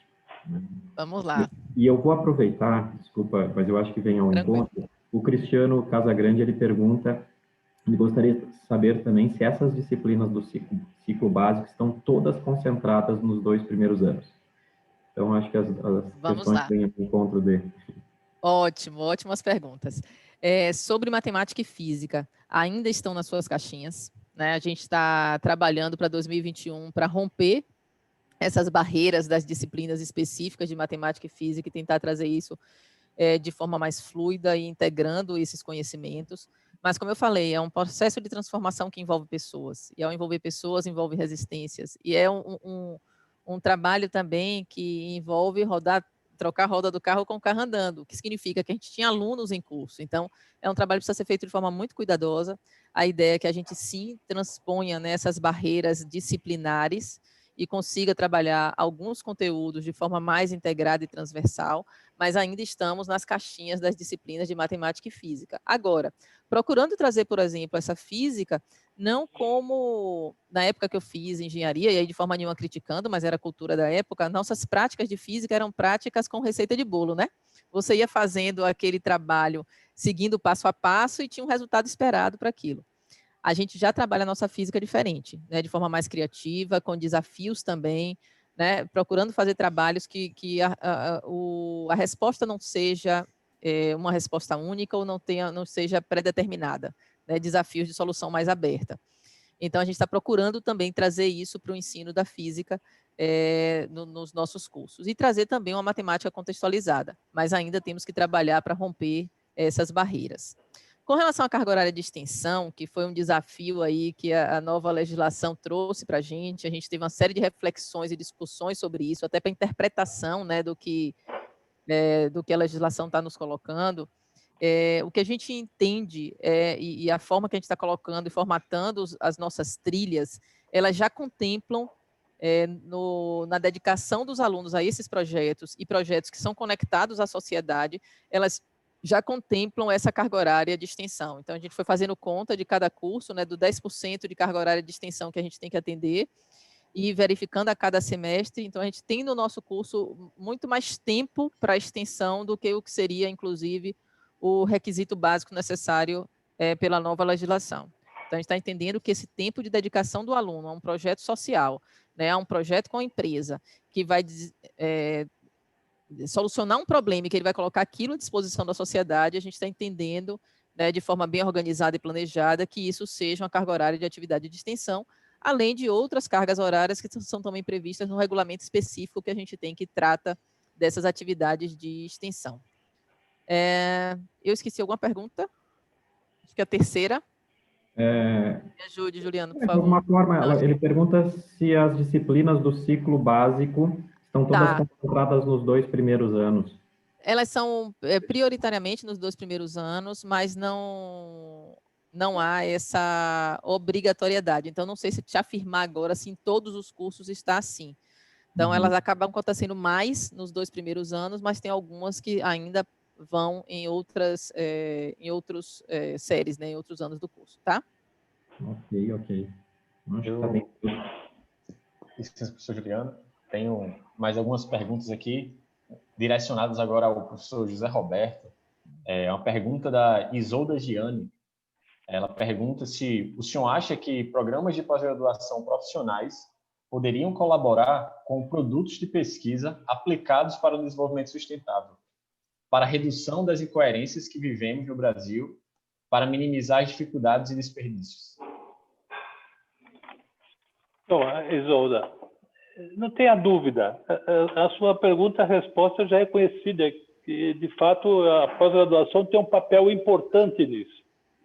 Mais ainda porque a pós-graduação ela não é estruturada como a graduação.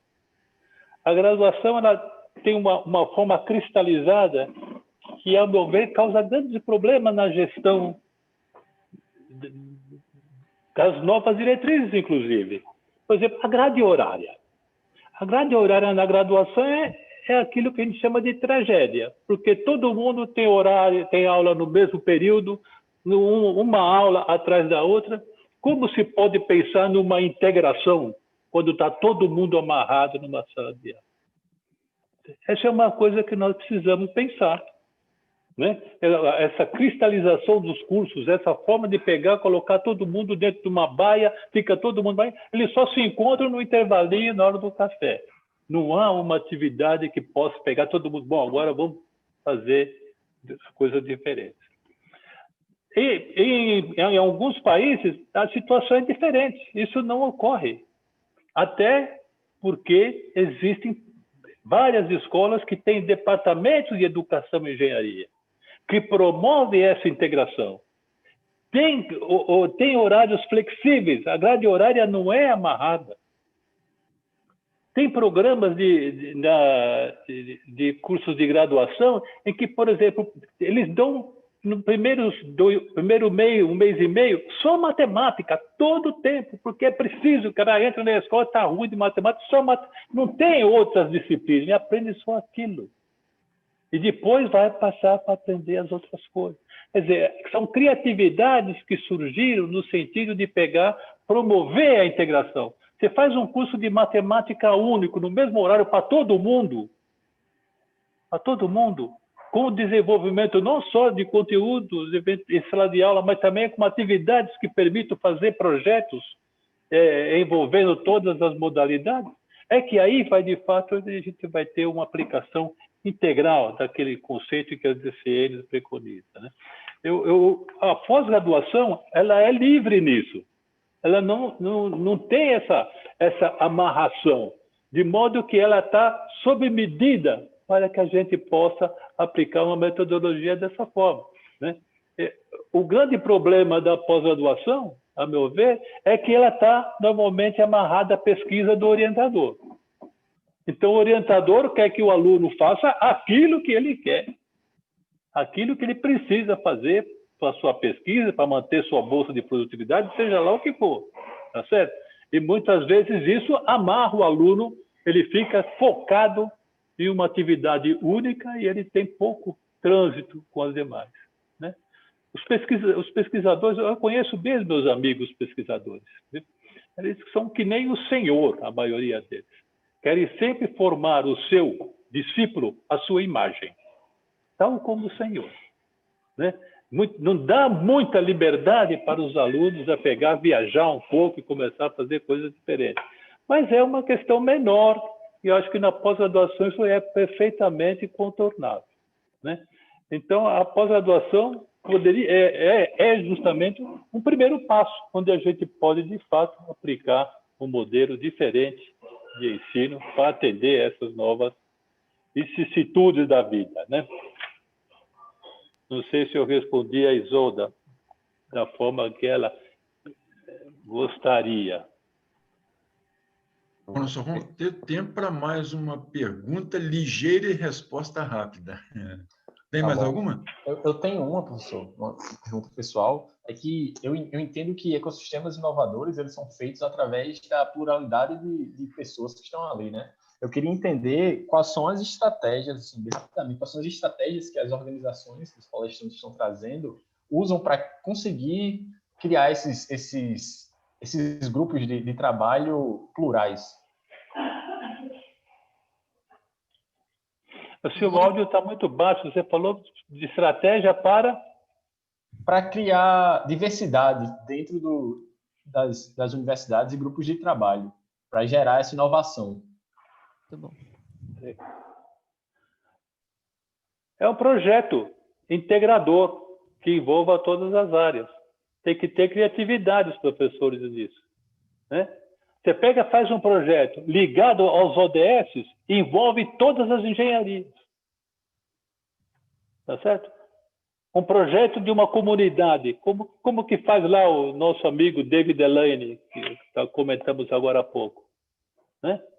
Ele faz um trabalho onde vai uma comunidade. Nos Estados Unidos, a comunidade não está ali perto, ela está boa, ali não tem problema. Mas eles vão para Honduras, Guatemala, e nas comunidades eles aplicam projetos envolvendo todos os alunos para ajudar aquela comunidade a desenvolver projetos que, de fato, melhoram a condição de vida daquele povo. São coisas assim que nós precisamos fazer, né? Esquecer um pouco de que é necessário estar na sala de aula para aprender. Muitas vezes, está numa comunidade própria, você aprende muito mais do que está em sala de aula. Quer dizer, os desafios que você encara são muito grandes e o crescimento profissional é enorme. Não dá para você pensar em crescimento como pessoa simplesmente dando uma sala de aula. É necessário que você, de fato, tenha contato com pessoas externas, com o mundo em geral. Eu acho que esse é um caminho. Perfeito. Marcos, se eu puder complementar, eu também concordo dessa integração entre as diversas engenharias. Então, quando a gente está trazendo aqui aqueles desafios e as trilhas, a gente está proporcionando essa integração entre os nossos diversos cursos de engenharia e arquitetura, mas a gente tem que ir além. Até porque hoje a gente foca apenas nesses cursos. E eu acho que essa integração que vai promover essa inovação, sua pergunta foi muito, muito, muito interessante, né? Essa integração, essa pluralidade que vai promover a inovação, ela precisa ir além. Eu comentei de psicólogos, de sociólogos, de pessoas que trabalham na área ambiental, biólogos, né? A gente tem a biotecnologia hoje de forma muito ampla, questões ligadas à saúde. Então, essa integração precisa acontecer para fora dos muros da instituição, né? Eu acho que essa conexão com a sociedade, com problemas reais, vai ajudar a desenvolver no aluno esse lado de ouvir o outro e desenvolver a inovação com o outro, com o cliente, com o público-alvo, né? Eu acho que as metodologias que a gente está usando, por exemplo, na trilha empreendedora, já favorecem isso, que você faça com. Estamos no momento de cooperar, né? De fazer com os outros. E eu acho que é perfeita a sua colocação. É né? isso mesmo. É isso mesmo, professora, tem toda a razão. Usar Muito o bem, co, então. né? O co sempre é fascinante quando ele é aplicado a mais que uma pessoa, né? O colaborar, o cooperar. A única forma que ele é perverso é o cooptar. O cooptar aí é único. Não tem a pluralidade, né? Essa colaboração é fundamental, quer dizer, o trabalho em equipe, tudo está por trás de tudo isso, né? O trabalho em equipe, a inteligência emocional, tudo que você tem que fazer para que as coisas funcionem bem, tem sempre, você pode reproduzir através de uma palavra que comece com co. Isso é fundamental. Eu acho que é isso. Tá bom. Né? Muito bem. Tá cheio de elogios ali no chat. O pessoal gostou muito da mesa. Nós também da organização gostamos demais, superou as nossas expectativas. Sai aqui uma série de reflexões, propostas para que, ao começar o ano que vem, ou ainda nesse ano que muitas instituições vão de dezembro afora com as suas aulas, né, para que nós possamos levar essas experiências muito ricas que estamos assistindo durante o Covente. Então, muito obrigado mais uma vez, Tatiana, mais uma vez, Cardoso, Juliano e Marcos Vinícius, muito obrigado por tê-los aqui comigo dirigindo essa excelente mesa. E eu passo para o Marcos Vinícius fazer um convite e, em seguida, Ana, você já pega e passa a atividade cultural aí, do pessoal de Caxias, com tanto carinho, selecionou para nós. Então, gente, é um convite bem rapidinho. Hoje às 6h30, vamos ter o Fórum Internacional de Estudantes com o professor Richard Felder, da North Carolina University, se não me engano, e o pessoal do SPID, que é uma organização internacional também sobre engenharia, educação e engenharia. Então, esperamos vocês lá, os estudantes. Ana, agora é com você.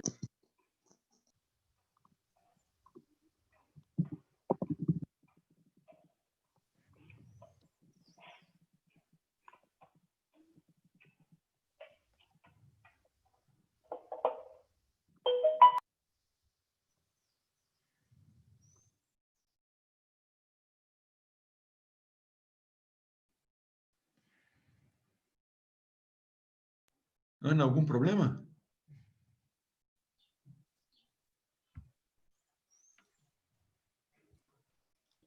Ana? Está lá o microfone fechado. Eu não sei o que está acontecendo. Não está saindo som? Oi? Não está saindo som? Não, não está perdão. saindo nada. Não tem nem som, nem imagem. Agora foi. Agora sim está entrando.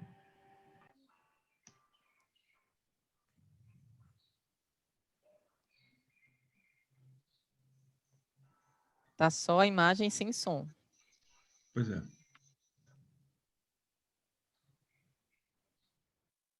Ele não está me pedindo para compartilhar o som. Estou achando isso estranho quando eu compartilho. Vou tentar de novo.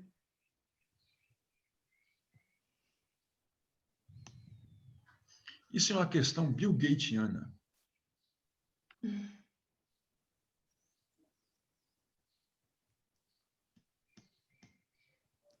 Caso não consiga, Ana, você pode colocar o link no chat e todos nós podemos acessar em nossos computadores. Pode ser também, mas vou tentar de novo aqui. Puxa, é tão lindo o nosso coral. Tomara que dê certo.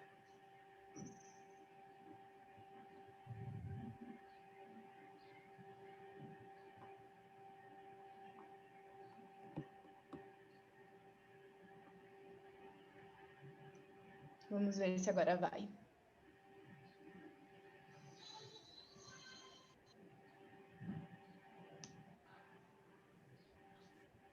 O som não veio, só se alguém cantar aí.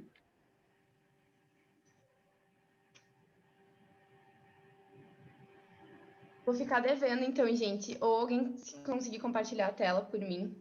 Ô, Ana, eu posso tentar aqui compartilhar, tá bom? Vou Pode tentar. ser.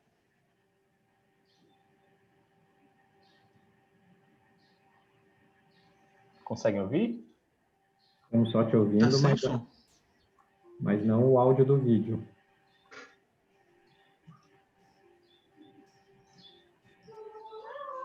Opa! Aumenta o som.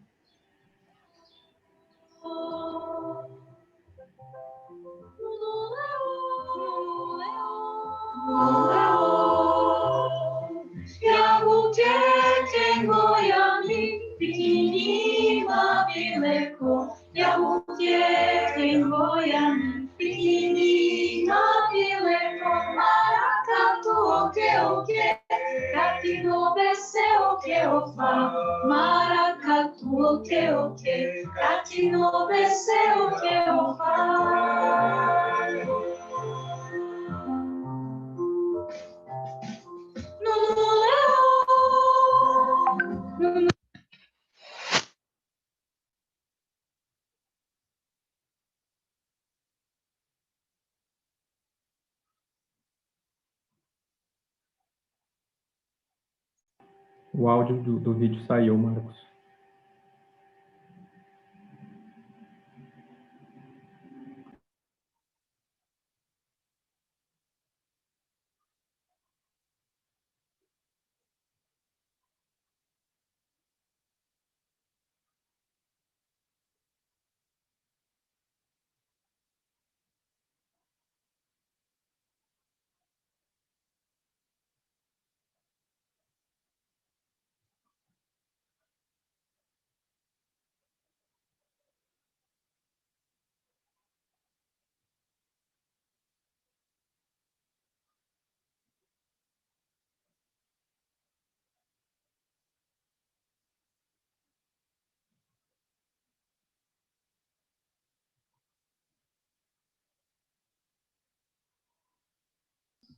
De todo modo, o link está colocado, acho que as pessoas podem assistir, e pelo que me disseram, é muito bonito esse coral do Moinho.